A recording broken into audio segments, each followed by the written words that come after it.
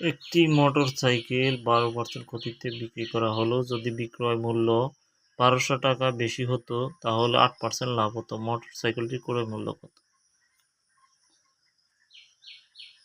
এখন আমরা যদি করি, এখানে বলছে কত 1200 টাকা, এই 1200 টাকা পার্সেন্ট মানে 100, এই 12 আর এই 8 দুইটারে যোগ করে দিলে হয় কত 20। এই যা আছে তাই 5 20 কত 100। তাহলে 5 বার গেছে, 5 12 60, আর এই শূন্য দুইটা 6000। আমাদের 6000 অপশনে আছে। উত্তর এটা 1200 টাকার 1200 টাকা পার্সেন্ট মানে 100, আর এই 12 আর এই 8 যোগ করলে হয় কত 20।